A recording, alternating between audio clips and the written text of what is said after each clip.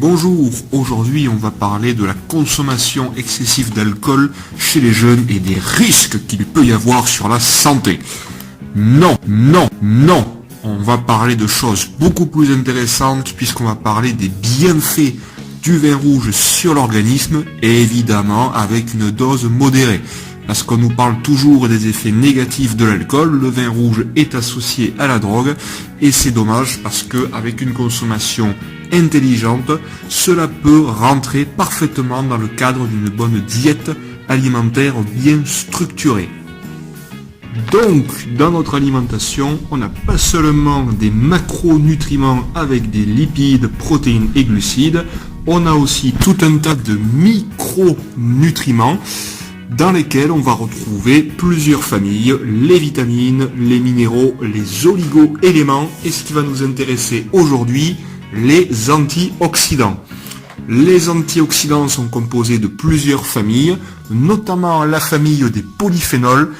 Et dans les polyphénols, on va retrouver le resveratrol qui est présent dans certains fruits comme les mûres, mais aussi le raisin. Et qui dit raisin dit forcément vin, et c'est en ça que ça va nous intéresser.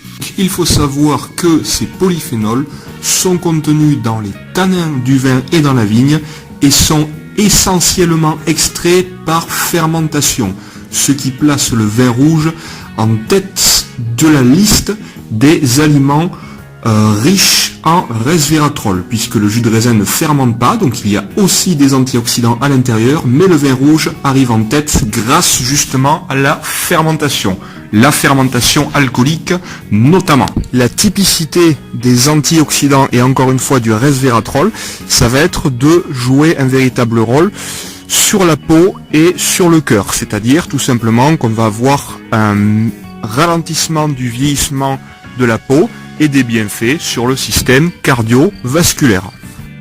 Évidemment, la consommation de vin doit être modérée, forcément. On parle en général de 1 à 2 verres maximum par jour et évidemment pendant le repas, car lorsque on mange, on va limiter la montée de l'alcool dans l'organisme.